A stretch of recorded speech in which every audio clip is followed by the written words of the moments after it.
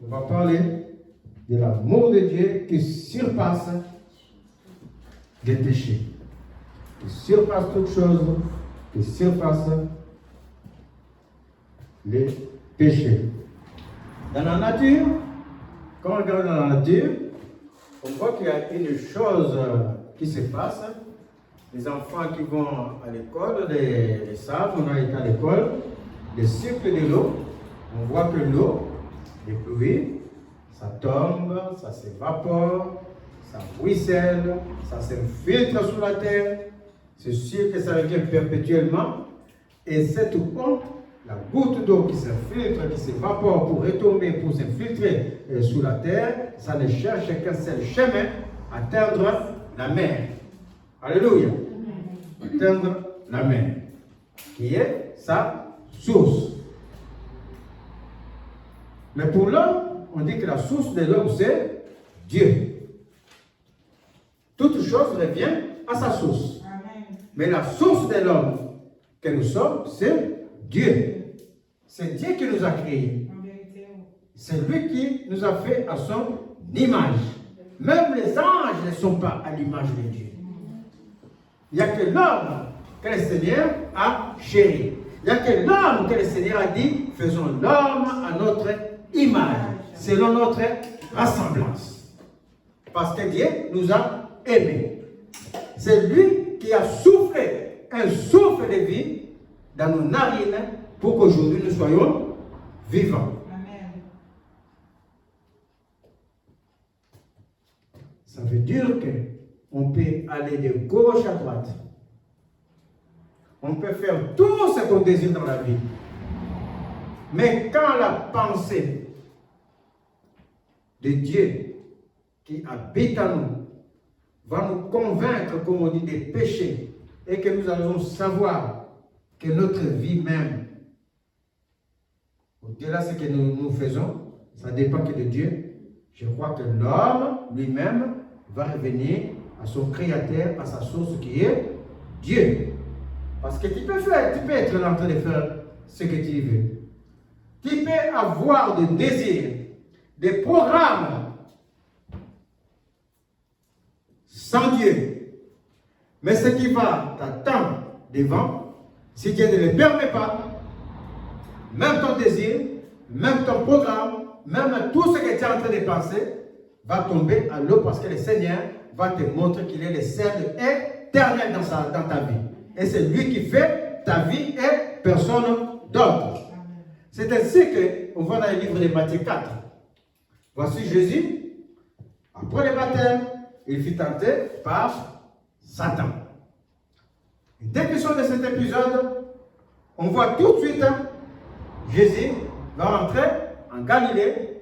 Et les premiers mots de Jésus, répentez-vous quand le royaume de Dieu est proche. Et dans le livre des Actes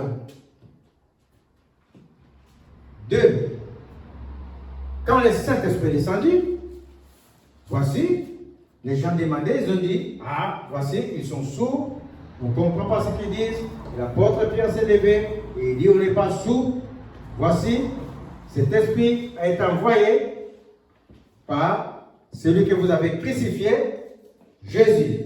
Et les gens demandaient, mais qu'est-ce qu'on doit faire pour avoir du Saint-Esprit?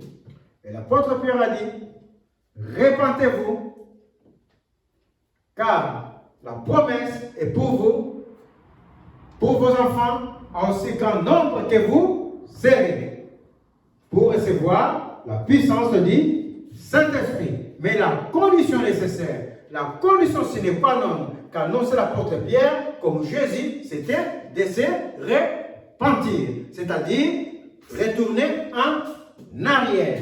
Car la repentance, c'était retour en arrière à la source. Un changement d'idée, changement de mentalité, changement de la personne et surtout changement d'idée et de mentalité. Sans un changement d'idée, tu ne peux pas retourner en arrière à ta source. Tu vas continuer à marcher selon bon te semble. sans Dieu, ça en faisant tes programmes soi-même. Le Seigneur a dit, répentez-vous. Et le Seigneur a dit, lui le Seigneur, Jésus, quand tu te répands, Dieu ne résiste pas à un cœur brisé et contrit. Et il a dit encore, dans l'une de ses paroles, je ne veux pas la mort du pécheur, je veux que l'homme vienne à la repentance. Car qui peut renier sa propre créature? Qui peut renier, par exemple, nous les parents, son enfant? Est-ce qu'on le peut? On ne peut pas. Quelle que soit la communauté de l'enfant, les parents sont là, attentifs, ils espèrent que l'enfant vienne au changement d'idée par rapport à ce que l'enfant est en train de faire pour gagner l'enfant. C'est ainsi que est le cœur de Dieu qui nous a créés. Il ne veut pas notre perte. Il ne veut pas notre mort. Il veut que nous revenons à lui pour que lui revienne à nous. Alléluia. C'est ainsi qu'on va voir le livre de Luc 15, une série de paraboles. Voici dans le livre de Luc 15, il est écrit ceci, dans le verset 1 déjà.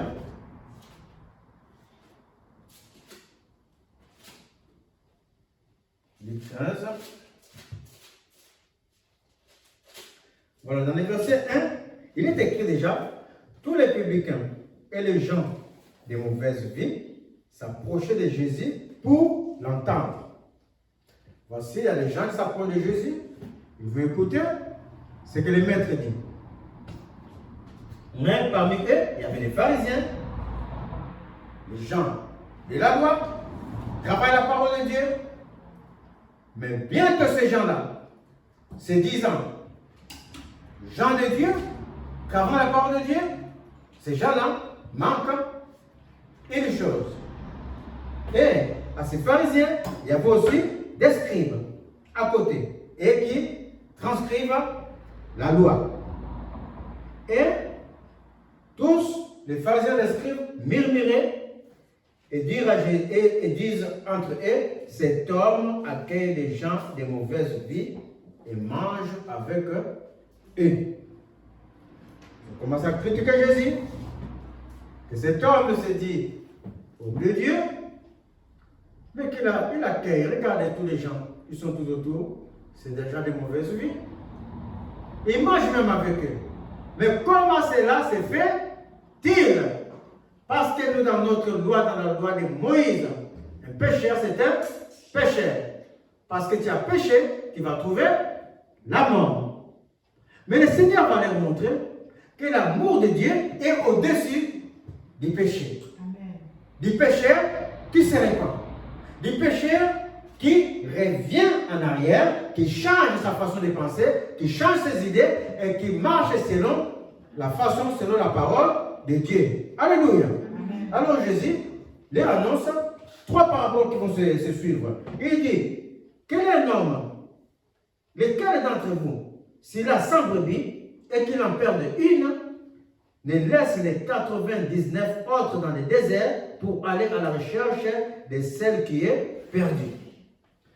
Jusqu'à ce qu'il la trouve. Lorsqu'il l'a trouvée, il la met avec joie dans ses épaules. Et de retour à la maison, il appelle ses amis et ses voisins et leur dit, réjouissez-vous avec moi car j'ai trouvé ma brebis qui est perdue. Il dit, mais lesquels d'entre vous? Vous êtes des cultivateurs, des agriculteurs. Lesquels d'entre vous, s'il a 100 brebis, et il perd une seule brebis, il peut laisser cette brebis perdue, puisqu'il a 99 autres. Qu'importe que j'en perde une, je n'ai même pas perdu 20. Il est tombé dans les ravins, je ne sais pas où il est parti, il est en train de se garer lui-même, parce que toi tu l'amènes dans du vert pâturage, où il y a de l'herbe fraîche. Et cette brebis ne veut pas suivre la direction du berger. Cette brebis égarée veut faire selon sa propre conception de comment il conçoit sa vie. Et il se perd parce que cette brebis ne suit pas le Seigneur pour ce que le Seigneur est. Il est en train de suivre le Seigneur pour ce que le Seigneur va lui donner, pour ce qu'il va devenir lui, mais pas pour le Seigneur, pas pour ce que le Seigneur est. Pas pour la grandeur, pas pour l'amour du Seigneur. Et en fin de fin, ces brebis s'est perdu. Mais le maître, lui, il a dit, mais j'ai déjà les 99 brebis. Mais je ne veux pas perdre celle-là qui est en train de s'égarer. Parce que c'est ma créature. C'est ma conception. C'est moi qui l'ai conçu. C'est moi qui l'ai élevé. Jusqu'à ce que même cette brebis qui était incapable de faire des choses, cette brebis qui était le rébut des sociétés, cette brebis qui à un moment donné dans sa vie, il n'avait pas de solution quand les choses graves sont arrivées dans sa vie. S'il ne s'en souvient pas, moi le Seigneur, je me souviens de comment, d'où je l'ai tiré. Si lui-là ne se souvient pas, moi le Seigneur, je me souviens d'où j'étais tiré. De quel pétrin j'étais. Je me souviens, oh mon enfant, du trou de la mort où j'ai été enlevé. Quand tu n'avais pas de solution, quand tout était tombé sur toi, tu n'avais plus d'espoir. Tu ne savais ni regarder à gauche, ni regarder à droite. Mais moi j'étais là.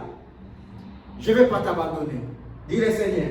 Parce que le malin ne peut pas t'avoir. Ou c'est moi qui tiens ta vie, ou c'est le malin. Mais comme c'est moi, Jésus, qui tiens ta vie, je vais aller te chercher. Voici le maître qui s'avance. Il s'en va chercher sa brebis. Il le met sur son épaule. Oh, merveille, Seigneur. Même quelquefois, nous qui sommes parents, l'enfant est en train de nous faire quelque chose, les parents, il est en train de supporter, amène son enfant, jusqu'à ce que l'enfant revienne dans de meilleures conditions, dans de meilleures idées, meilleures pensées. Alléluia. Il met la brebis à l'épaule, il vient, et il appelle ses amis. Les amis du Seigneur, c'est qui les amis du Seigneur? C'est ceux qui font sa volonté. Ceux qui font sa volonté. Et encore, nous sommes au milieu de la Jérusalem céleste, l'ensemble des myriades d'anges. Il appelle tous ces anges qui sont ses amis et ils vont fêter.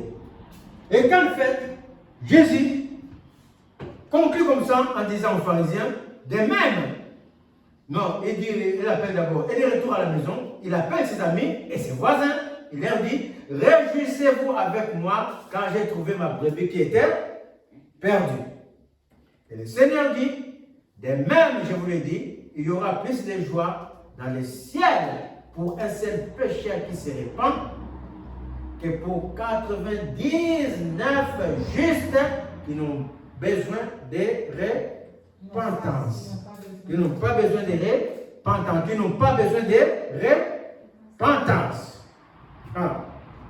Cette parabole est grave. Hein? Rien que la première. Jésus est parti chercher la brebis perdue. Et c'est là qu'on voit en premier lieu, ça ne dépend pas de la brebis qui est perdue. Pour que le Seigneur aille la chercher. Ça dépend que du bon vouloir et de l'amour de Dieu en premier. Mais quand le Seigneur est parti chercher cette brebis, il a dit, réjouissons-nous Parce que dans le ciel, il y a de la joie pour une seule personne qui se répand. Ça veut dire que quand le Seigneur a créé les circonstances pour ramener cette brebis perdue, la brebis perdue n'est pas restée dans sa position. Est-ce que vous êtes en train de suivre? La brebis perdue a pris du recul. La brebis perdue a accepté la main de Dieu qui est partie pour la repêcher du chaos. Il s'est repenti. Mais avant, il y avait un bon vouloir de Dieu pour ne pas abandonner son enfant. Et la brebis perdue a répondu au bon vouloir de Dieu. Il s'est repenti. Et quand il s'est repenti, il y a eu la joie dans les cieux. Merveille Seigneur. Et Jésus continue. Il y a une idée qui m'était là, mais c'est parti parce que j'ai beaucoup parlé. Voilà. Et il se répand à 90. Alors qu'il est 99. Ils sont dans la maison de Dieu. Vous avez vu l'effort de la brebis perdue. La brebis perdue, il s'est repenti, il revient à la maison de Dieu. Les 99 autres, la parole est claire, souligne, ils n'ont pas besoin de repentance. Ces 99, c'est quoi déjà arrivé? Ces 99 sont les enfants qui sont dans la maison de Dieu. Ils sont obéissants, ils sont là pour le Seigneur, ils viennent pour le Seigneur, mais ils ont quelque chose en eux. Il c'est quoi? Suffisant. La suffisance. Pour eux, c'est des enfants qui ne partent pas. Ce n'est pas des brebis égarées. On a distingué une brebis égarée, on a distingué les 99 qui sont restés auprès du Père, mais qui se suffisent. Ils aiment Dieu, mais ils sont suffisants en eux-mêmes. Donc leur combat avec le Seigneur, c'était notre combat. Est-ce que vous êtes en train de suivre? Pour celui-là, c'était grave. Parce que pour celui-là, c'était complètement, il est perdu. Mais les 99, autant qu'ils sont dans la maison de Dieu, autant qu'ils sont dans leur suffisance. C'est-à-dire, on aime le Seigneur, on croit au Seigneur, on est là pour le Seigneur, mais on peut faire tout ce que nous désirons de nous-mêmes. C'est ça la suffisance. Mais ce n'est pas faute d'aimer le Seigneur. Ils aiment le Seigneur. Mais la parole de Dieu déclare, ils n'ont pas besoin de repentance. La parole dit que tout homme est pécheur. Il n'y a que la grâce de Dieu. Il n'y a que par la grâce de Dieu que l'homme est déclaré juste. Quand tu te crois suffisant, ça veut dire, comme le 99, tu es en train quelque part de renier la grâce de Dieu dans ta vie. Alléluia. C'est ça l'histoire. Et Jésus continue, il va donner toutes les configurations possibles. Ils sont là, il va donner notre parole. Il dit comme ça, aucune femme, si elle a 10 drachmes et qu'elle en perd une, n'allume pas une lampe, ne balaye la maison et ne cherche avec soin jusqu'à ce qu'elle la trouve. Lorsqu'elle l'a trouvée, elle appelle ses amis et ses voisines et elle dit, réjouissez-vous avec moi quand j'ai trouvé la drachme que j'avais perdue. De même, Jésus conclut encore, je vous l'ai dit, il y a de la joie devant les anges de Dieu pour un seul pécheur qui se répand. Voici cette femme. On dit que là, la drachme, c'est la plus petite monnaie qui existait à l'époque. Ça peut être comme un centime. Mais, où cette femme était dans une condition de pauvreté, je ne connais pas sa condition pour chercher, allumer la lumière, chercher un centime. Mais quand je me réfère à Jésus, cette parabole qui préfigure le Seigneur, un centime, c'est rien du tout par rapport à 1 euro par exemple. Même par rapport à 10 centimes. C'est la plus petite des choses qui existent. Mais la dame va allumer la lampe, chercher partout. Ça veut dire que cette drachme représente la condition de quelqu'un qui est vraiment complètement perdu dans la déchéance totale. Est-ce que vous êtes en train de suivre? Dans la déchéance totale. Lui, il n'est pas dit de lui que c'était une brebis qui est perdue. La brebis qui est perdue, c'est une brebis qui marche dans le Seigneur et lui-même s'est perdu. Mais cette femme, on dit, c'est la femme qui a perdu la drachme. C'est-à-dire, une personne, voici le Seigneur à tout ce monde, le Seigneur à tous ses enfants. Mais il y a un enfant qui n'appartient pas encore à sa, à sa bergerie. Mais la condition de cette personne est déplorable. S'il n'y a pas Dieu dans sa vie, cette personne ne peut pas s'en sortir. Comme nous, quand nous étions avant que le Seigneur aille nous repêcher. Amen. Dans la condition où nous étions, que chacun se mette dans la condition qu'il était quand le Seigneur a été tiré du trou. On est cette drachme-là que le Seigneur avait perdu parce que les malins voulaient dominer. Mais qu'est-ce que le Seigneur a fait? Oh, il est la lumière. Merveilleux Seigneur. Dieu est avec moi. Merveilleux Seigneur. Le Seigneur a allumé la lumière. Il est parti. Il a cherché partout. Et les ténèbres ne peuvent pas se cacher de la lumière. Le Seigneur nous a trouvés là où nous étions enveloppés des ténèbres. Et il nous a trouvés là où les choses étaient dans notre vie, où on n'avait plus de solution. Il n'y avait que Dieu qui pouvait nous sortir de là. Que chacun de nous serait mémoire les conditions où le Seigneur a été tiré. Quand la main de l'homme ne pouvait plus faire dans notre vie. Mais le Seigneur, lui, il est venu. Il nous a tirés de là. Et le Seigneur, avec la joie, il dit, de même je vous le dis, il y a de la joie devant les anges de Dieu pour un seul pécheur qui se répand. Quand le Seigneur nous a tirés de là, on a donné le cœur au Seigneur, on a commencé à suivre le Seigneur, et tout l'ensemble de Dieu était dans la joie. En tout cela, le Seigneur a manifesté sa bonté, son amour pour l'homme qui nous sommes, qui nous étions autrefois. Il n'avait pas regardé à ce que nous étions.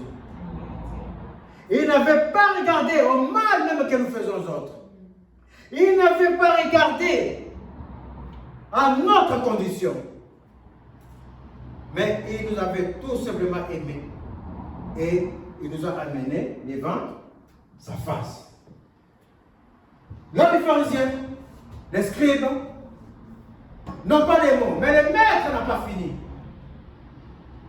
Parce qu'il s'agissait de l'esprit contre l'esprit. Et comme l'esprit de Dieu est supérieur à l'esprit des pharisiens et à l'esprit des scribes qui véhiculent la loi de Dieu, mais d'une manière différente, Jésus va leur montrer que Dieu est amour. Alléluia. Amen. Jésus va leur montrer les dieux grands, les dieux élevés. Les dieux, vous croyez que c'est un Dieu autre. En réalité, il est à côté de vous parce que c'est un Dieu d'amour. Alléluia. Il est le Dieu proche. Car quand tu aimes, tu t'approches. Quand tu n'aimes pas, tu ne t'approches pas. Les dieux qu'il croyait, les dieux éloignés, Jésus va montrer qu'il est un Dieu proche. un Dieu d'amour. Et il va continuer dans la parabole pour confondre les pharisiens et les scribes. Il dit encore, un homme avait 2 fils. Le plus jeune dit à son père, mon père, donne-moi la part des biens qui doit me revenir. Et le père leur partagea son bien. Voici cet homme de Jésus. Il a 2 fils. Maintenant, il va amener les pharisiens à réfléchir pour que et les pharisiens et les gens qui l'entendent maintenant viennent à la repentance. Les 2 premières paraboles, Jésus n'a pas exigé. C'est la brebis qui s'est repentie quand le Seigneur lui a tendu la main. Dans l'histoire de drachmes, c'est le Seigneur qui est parti chercher encore. Est-ce que vous êtes en train de suivre? Mais là maintenant, il a fini de donner toutes les configurations possibles. Il va maintenant instruire pour que ceux qui entendent viennent maintenant à la repentance. Car sans repentance, le Seigneur ne peut pas être avec nous. Revenez à moi et je reviendrai à vous, dit le Seigneur. Alors cet homme avait 2 fils. Voici le cas des enfants. Demande à son père de lui donner sa part d'héritage. Il va partir. Or, dans la loi de l'époque, les cadets n'avaient même pas droit à cet héritage. À l'époque des enfants d'Israël, quand le Seigneur visitait ce peuple, quand par exemple le père mourait, même si la maman était là, c'est l'aîné de la famille qui est garçon, qui allait prendre toute la richesse du père et subvenir aux besoins et de la maman et de toute la famille. C'est lui qui allait diriger, partager la richesse. C'est d'ailleurs malheureux parce que on voit aujourd'hui, dans beaucoup de familles, il y a des rites comme ça qui sont restés.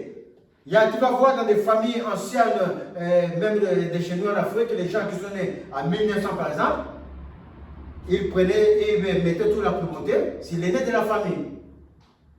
Comme quoi l'aîné va soutenir toute sa famille après. Et quelquefois, on donnait tout à la main de l'aîné. Et après, ça crée des histoires. Donc cet enfant-là, les cadets, n'avaient pas droit. C'était le droit de l'aîné. Mais le père étant bon du cœur, ce n'est pas un père qui agit d'ailleurs comme nos aînés là de 1900. Parce que nos aînés de 1900, après, ça crée des problèmes dans la famille. Et le père, connaissant tout ça, il a dit, mais il n'y a pas de problème. Ce que j'ai travaillé, ce qui est à moi, c'est pour tous mes enfants, à part égale. Donc, je vais te donner ta part d'héritage, prends et fais ce que tu en veux. Et nous sommes ces cadets-là. Le premier l'aîné de notre famille, c'est qui l'aîné? C'est Jésus. C'est Jésus. Le premier en tout, il est l'aîné de ses frères et nous suivons. Nous sommes des cadets. Et voici le Seigneur au cadet, il a tout donné. Il a fini de te sortir de la mort. Il a fini de te repêcher, d'aller te chercher là où tu étais perdu. Et le Seigneur, il dit, mon fils, je te donne tout, tu saisis tout par la foi. Ça, c'est les cadets. Et quand on a pris les bienfaits de Dieu, la bonté de Dieu, l'amour de Dieu, parce que ce que nous avons pris du Seigneur, ce n'est pas le matériel. Ce n'est pas ta maison que tu cherches. Ce n'est pas l'argent que tu es en train de chercher. Tout cela, certes, nous est donné. Mais ce que nous avons acquis du Seigneur, ce que le Seigneur nous a donné, c'est son amour. C'est sa bonté. C'est ses bienfaits. Est-ce que vous êtes en train de suivre? Et quand le cadet a pris cela, il s'en va. Il est dit la paix de toute la richesse que le Père lui a donnée. J'ai tous les bienfaits du Seigneur. J'ai toute la bonté de Dieu avec moi. J'ai tout l'amour de Dieu qui est à moi. Maintenant que le Seigneur me l'a donné, voici que quand cet homme sort, s'il s'agit de pratiquer l'injustice avec cette personne, je vais pratiquer. Donc l'amour que le Seigneur m'a donné, je suis en train de dilapider. Je pratique l'injustice. Est-ce que vous comprenez? S'il s'agit de faire quoi que ce soit qui n'est pas agréable à Dieu, je vais le faire sans me ménager, sans réfléchir. C'est ce cadet-là. Il a dilapidé toute la bonté que Dieu lui a donnée dans le monde, sans manifester ce que le Seigneur est. Et qu'est-ce qui arrive? Il a tout perdu.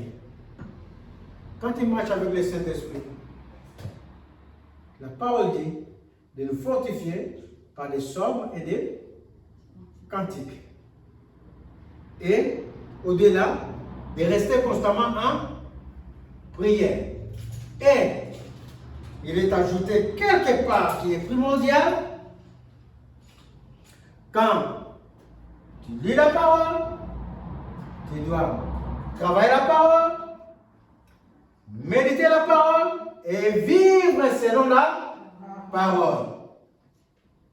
Et voici ce cadet, il n'a pas fait tout cela. Et résultat, le Saint-Esprit s'est tu dans sa vie. Et quand le Saint-Esprit s'était, tu n'as plus de direction. Tout ce que tu vas faire, ça serait la mort. Tout ce que tu vas entreprendre va être la mort. C'est le cas de ces cadets. Mais on revient aux richesses matérielles parce que l'homme que nous sommes aime bien entendre les choses de richesse, les choses de... C'est ça le cœur de l'homme. Et lui, il prend toute la richesse qu'on lui donne matériel, l'argent, et il s'en va. Et la parole est claire. Quand elle a tout pris, et le père leur partagea son bien. Peu de jours après, le plus jeune fils ayant tout ramassé, partit pour un pays éloigné, loin des yeux du père, où il dissipa tout son bien en vivant dans la débauche. La débauche, ça veut dire ce que ça veut dire. La débauche, la débandade, en toutes choses. Heureusement, quand elle a mené cette vie, qu'est-ce qui est arrivé à ce fils en vivant dans la débauche? Lorsqu'il eut tout dépensé, une grande famille servait dans ce pays et il commença à se trouver dans les besoins. Puisqu'il a vécu dans la débauche, il a gaspillé tous ses biens, il n'a plus le Seigneur. Je reviens encore à l'Esprit de Dieu, il n'a plus le Seigneur. La débandade arrive dans les pays. La débandade, ça peut être la maladie. Ça peut être que tu es là, tu vois à côté de toi, on t'appelle, hey, pasteur, tu connais le mécénat en face de nous, la famille. Ah, pasteur, il faut prier, parce que ce matin même, sa femme est en train de pleurer. Et puis moi, quand je suis descendu en bas, on m'a dit que leur enfant, ou bien son, je ne sais pas moi, quelqu'un de sa famille, son frère, il voulait partir quelque part là. Voici, on ne sait pas d'où ça venait, et lui qui est grand aussi n'a pas regardé, la voiture l'a ramassé, donc on a amené en urgence à l'hôpital. Et toi, tu es en train d'entendre tout cela. Et toi-même, tu as des enfants petits qui sont même dans la rue qui traversent, mais tu ne vois pas cette bonté, mais tu vois la souffrance qui est tout autour de toi. Tu vois les gens qui commencent à tomber dans le Covid. Et toi-même, tu commences à être atteint. Mais le Seigneur, toujours te préserve. Mais tu ne vois pas tout cela.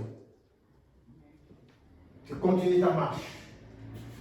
Mais la souffrance est là. Il n'y a plus de solution. Quand tu allumes la télé, 1000 morts à Toulouse. Hôpital saturé. Il y a même des gens que je connais. Ah, il était bien. Il s'est même vacciné. Il a eu des vaccins. Ah, on l'a amené urgemment à l'hôpital, il n'arrive pas à respirer. Mais c'est quoi ces vaccins? Et tu es dans les mois. Dans tout cela, tu as perdu le Dieu qui était en toi. Par toi-même. Pas par sa faute. Toi-même, tu as perdu le Seigneur. Et maintenant, le Seigneur commence à te serrer un peu. Toutefois, ce n'est pas le Seigneur. C'est toi-même ta condition commence à te serrer. Est-ce que vous comprenez? Et ce monsieur, quand il a tout perdu, il n'avait plus rien. Il dit, je vais essayer une dernière chose. Je vais aller travailler chez un monsieur qui a les porcs. Lui qui a son père qui est riche, qui a tout. Et voici, il se trouve serviteur pour nourrir les porcs. Et quand il nourrit les porcs, tellement qu'il n'a rien, il demande à ce monsieur, est-ce que je peux manger plus de la nourriture de ton porc? Le monsieur dit, non, c'est pour mon porc, c'est pas pour toi. Donc la situation devient encore plus difficile pour ce monsieur. Partout il veut partir, tout est barré, tout est bouché. Mais merveilleux Seigneur. Le Seigneur, l'amour de Dieu est supérieur à ce que nous pensons. L'amour de Dieu est supérieur à ce que nous sommes. L'amour de Dieu est supérieur en toutes choses. Oh, dites avec moi, le Seigneur nous aime. Le Seigneur nous aime. Parce que le Seigneur nous aime, mes chers amis. Tu sais, la lumière, ça ne s'éteint jamais. Amen. La lumière, ça ne s'éteint jamais. Vous voyez, aujourd'hui, on n'est pas nombreux là. Mais il y a la restauration à cet endroit dans les noms de Jésus. Car à cet endroit, le Seigneur avait prévu cet endroit pour que son nom soit invoqué. Pour que le nom de Jésus soit invoqué à cet endroit. Et la lumière qui est à cet endroit, ça va se répandre dans cette ville. Car mon Rédempteur, le Jésus que moi je suis en train de suivre, il se lève, il se lèvera toujours.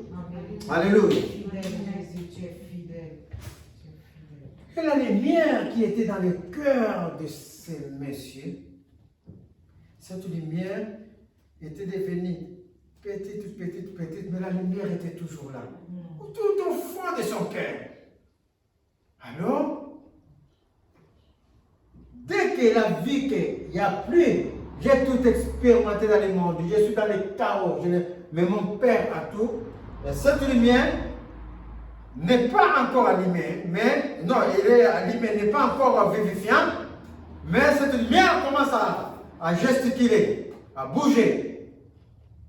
Et maintenant, elle se souvient que chez mon Père, il y a tout. Il n'y a pas de cas que ces messieurs et alla se mettre au service d'un des habitants du pays qu'il envoya dans ses champs garder des pourceaux. Il aurait bien voulu se rassasier des carouges que mangeaient les pourceaux, mais personne ne lui en donnait.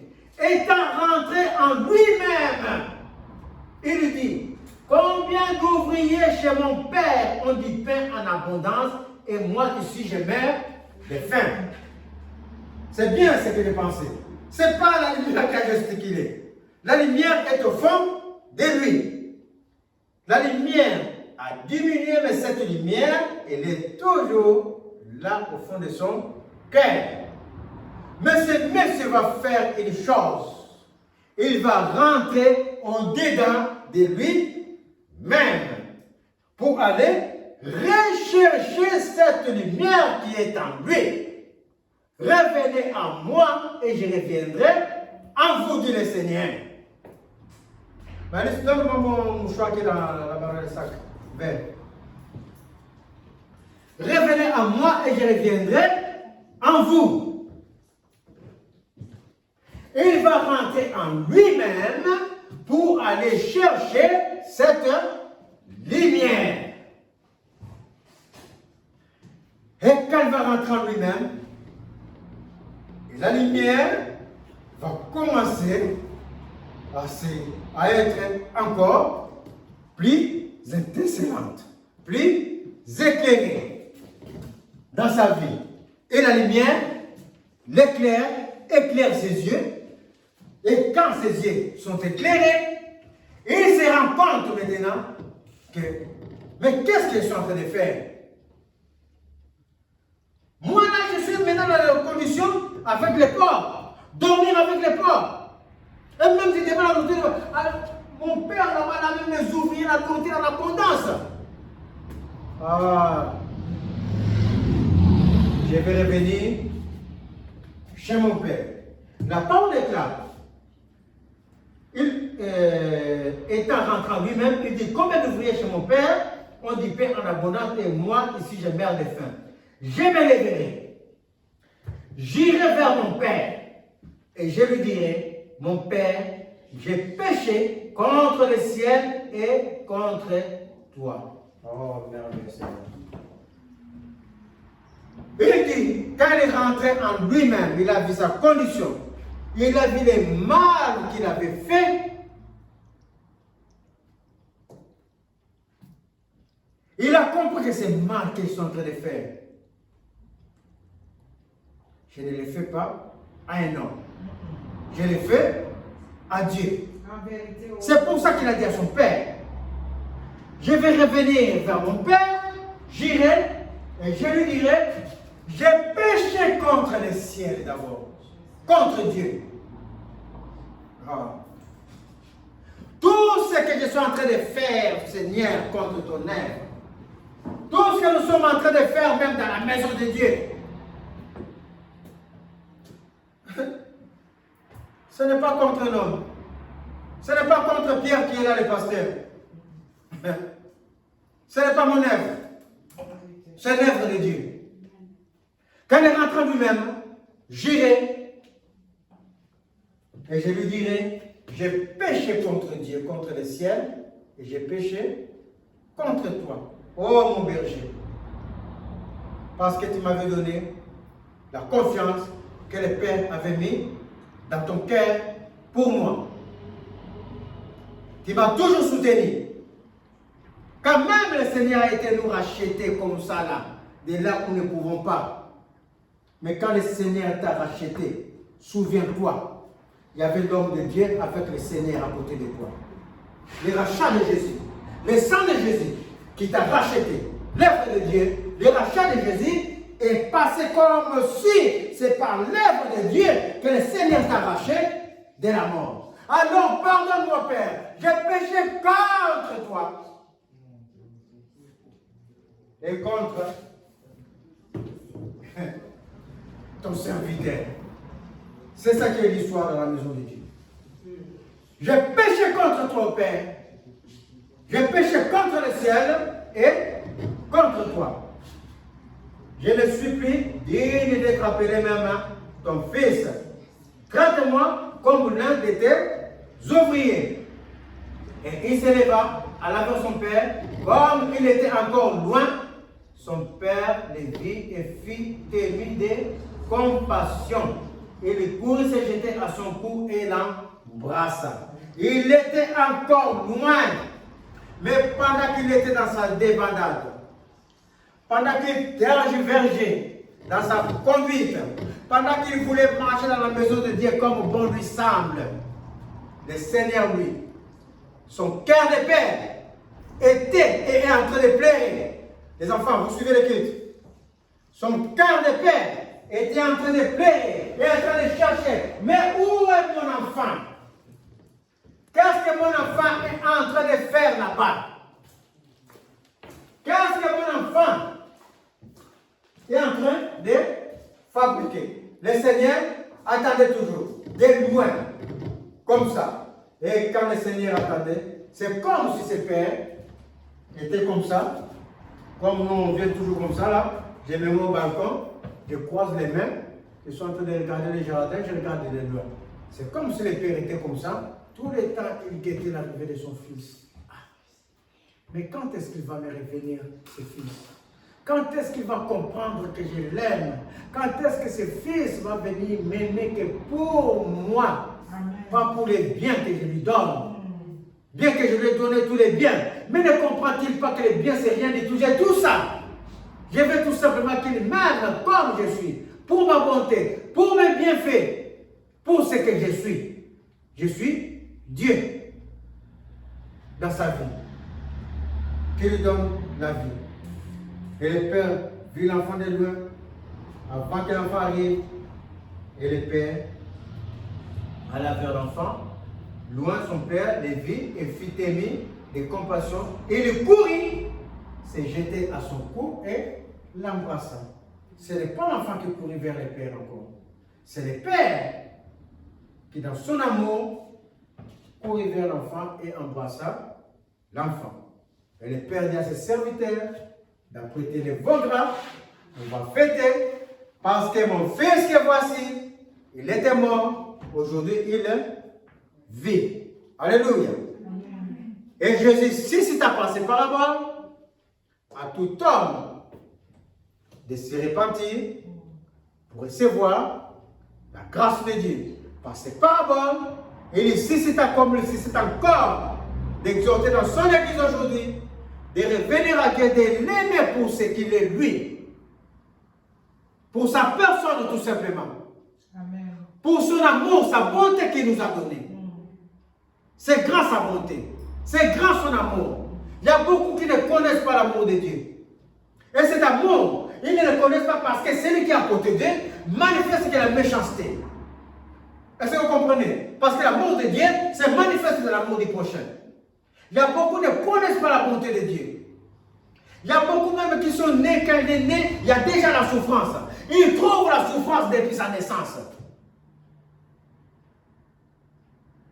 Mais il n'y a que la bonté de Dieu qui nous soutient, qui nous a enlevé même de là même où nous allons peut-être grandir, même dans cette souffrance qui nous a amenés dans un pays où coule le lait et le miel. Le Seigneur suscite à l'homme de l'aimer tout simplement pour ce que le Seigneur est, pour ce qu'il est.